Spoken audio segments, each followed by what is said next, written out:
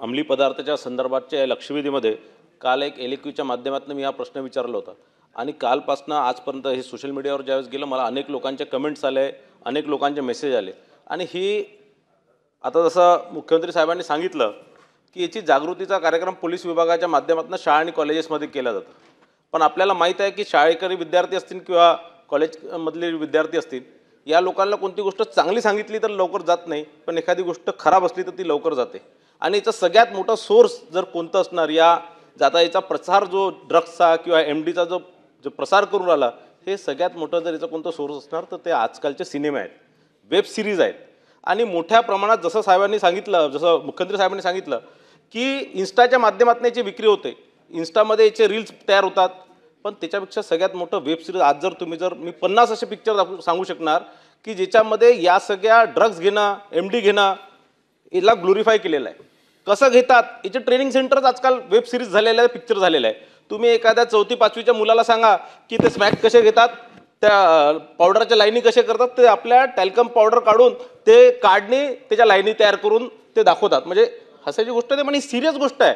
म्हणजे मी तुम्हाला माझ्याच परिवारातलं एक उदाहरण सांगतो की त्याला सांगितलं कसं अशी गंमत म्हणून ते खेळत होते आणि टॅल्कम पावडर टाकून तो लाईन तयार करत होता।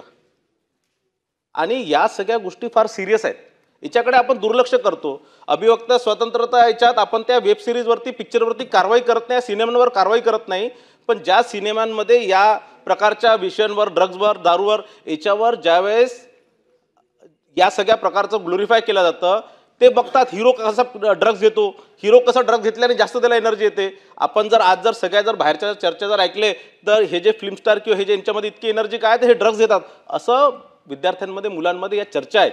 आणि म्हणून कुठेतरी या सगळ्या हे जे ग्लोरिफिकेशन कुठेतरी बंद झाले पाहिजे। याचं सगळं जे पिक्चरायझेशन जे होत आहे, याच्यात जे पिक्चरांमध्ये दाखवत आहे, वेब सिरीजमध्ये दाखवत आहे, हे कुठेतरी 100% याच्यावर अंकुश आणलं पाहिजे। आणि माझा हाच प्रश्न आहे की आपण या सगळ्या या प्रकारच्या वेब सिरीजवर, या प्रकारच्या सिनेमांवर आपण अंकुश आणणार काय? सन्माननीय सदस्यांनी जो मुद्दा या ठिकाणी उपस्थित केलेला आहे तो योग्य मुद्दा आहे आणि हे खरं आहे की अशा प्रकारचं ग्लोरिफिकेशन हे मोठ्या प्रमाणात त्या ठिकाणी होतं आणि अलीकडच्या आपल्या युवकांच्या भाषेत ज्याला आपण म्हणतो की इट इज कूल, तर हे कूल आहे असं त्यांना वाटतं आणि हां व्हेरी कूल आहे असं वाटतं आणि त्यातनं या अडचणी तयार झालेल्या आहेत।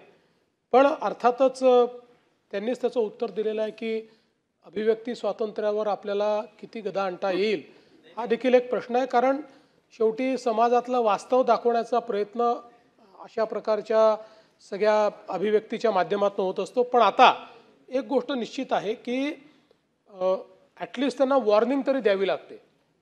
अशा प्रकारचा एखादा सीन त्यांना दाखवायचा असेल तर त्याच्यापूर्वी वॉर्निंग त्यांना द्यावी लागते की धूम्रपान करणे, ड्रग्स सेवन करणे, दारू पिणे हे योग्य नाही, अशा प्रकारची त्यांना त्या ठिकाणी वॉर्निंग द्यावी लागते। मात्र आज ऑफ हँड या ठिकाणी याच्यावर काय आपल्याला उपाय करता येईल हे सांगता येणार नाही, पण मी सांस्कृतिक कार्य विभाग आणि आपला DGIPR या दोघांना सांगून आपल्याला या OTT प्लॅटफॉर्मशी किंवा अशा प्रकारचे जे काही त्या ठिकाणी वेब सिरीज आहेत त्यांच्याशी बोलून आणि काही त्यांना जाणीव जागृतीच्या दृष्टीनं अधिक करता येईल का, आणि मला असं वाटतं आपण त्यांना रीच आउट केलं तर तेही आपल्याला रिस्पॉन्ड करतील, कारण तेही या समाजाचे भाग आहेत। त्यामुळे तशा प्रकारे काही त्यांच्याकडनं जाणीव जागृतीचं काम करता येईल का असा प्रयत्न आम्ही करू।